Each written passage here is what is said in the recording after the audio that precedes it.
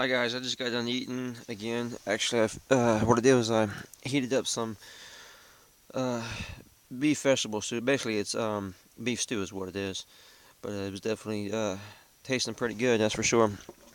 So I heated that up again in my little makeshift cooking system that I got here, where I just put the aluminum foil in there, and that way it's easy cleanup too. Which actually is another tip for you to think about if you are cooking in your camper van or your RV, to definitely stock up on tin foil and um, what else was it? Um, plastic wrap as well too, because it will definitely come in handy. Actually, this might have been leaking a little bit, so I'll have to check that out. But all I gotta do is still wipe that down. It's nothing major. Still pretty much clean.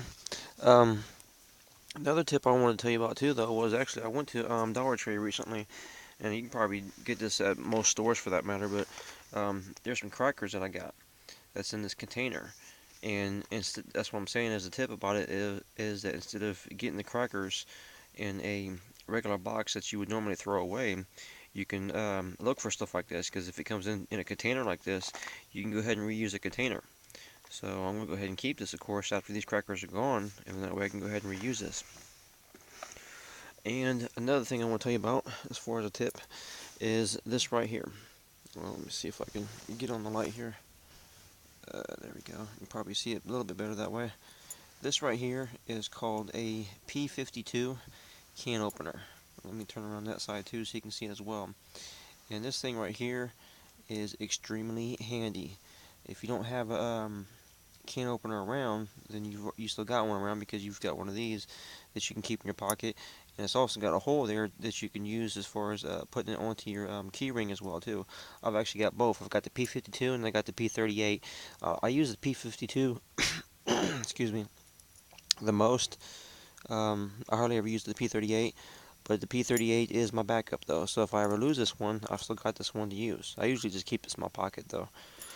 But so yeah, that is definitely a very handy thing to have for sure. Um, I would suggest getting one of those. And as far as myself, that's all I use. I don't even have a regular can opener for that matter.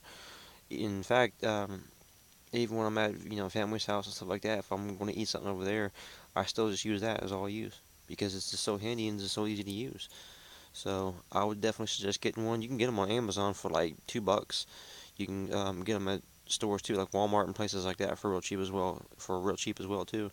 So I mean, it's definitely a great item to have for sure.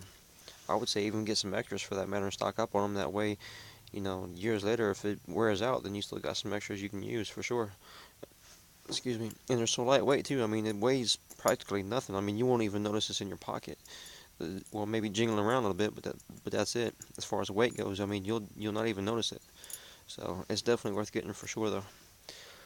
So yeah, I mean that's it. Oh yeah, the other night I mentioned, as far as another thing you should try to get too, is the earbuds. Just in case it wasn't real clear as far as what they were or what kind, this is what it looks like. It's what the construction workers use as far as when they put it inside your ears to cancel out some of the noise, so that way they won't have to worry about going deaf. Because over time, of course, when you're at construction sites and some factories and stuff like that, then it can definitely have some bad effects as far as your hearing goes. And what I do as far as putting these in, which I mean, still you want to be a little bit careful because you don't want to obviously put it in too far down in your ear canal, but I squeeze it up first and then I fold it over. Obviously, it's hard to show this as far as doing this with one hand, because I do this with two hands when I do it. But I squeeze it up first and then I go ahead and fold it over, and then that way I stick it inside my ear, and then that way it will expand once you let go of it, of course, and once it's inside your ear. And when it expands, and that way it fills up your ear canal, and then that way it'll work real good as far as canceling out the noise. And like I said, if you're parked on a side street somewhere, even if it's a busy side street though, or if you're at a truck stop or something like that, where there's a whole lot of noise, then it can definitely make a big difference for sure though. And in fact, speaking of truck stops, that reminds me, the other night I actually was looking for a place to park, and I went to a truck stop, and the truck stop was called Loves, Loves, and all they had there was 1 hour parking signs. as far as the front part, and they had a big parking lot too, though, for that matter. So you would think that they would allow people to park there as far as camper vans and the RVs and stuff, but they don't. All they had, I mean, as far as the truckers go, I mean, the truck driver and stuff goes, they had parking in the back for sure for them. But as far as camper vans and RVs and stuff like that, they didn't have no parking for them. And I went in there and I asked the lady too that was working there about it, and she said no, that they don't have none. But she said she can ask her supervisor about it, and I just said don't even worry about it because I was real ticked off that I drove over there and they don't even basically let people park there. Even Walmart and stuff does that too, and you would think a truck stop would do that as far as also having places for people to park that has camper vans and RVs and stuff, but excuse me, but I guess not though. So if you got one that's in your town that you was thinking about checking out as far as being able to park there, I would say do yourself a favor and call ahead first just to make sure, because you don't want to use your you don't want to waste your gas and drive over there and then come to find out that you can't even park over there. So it's just another quick tip for you to think about. In fact, for that matter, I probably wouldn't even hurt to go ahead and call any truck stop that you're thinking about, checking out. And then that way, if they don't allow you to park there like that, then that way it'll help you ahead of time as far as saving you the time and saving you the gas to get there.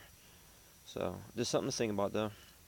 And of course, as always, if you got any questions or concerns or comments, go ahead and let me know, and I'll get back to you as soon as I can on those. So thanks again for watching, and hit the thumbs up button, and have a good one.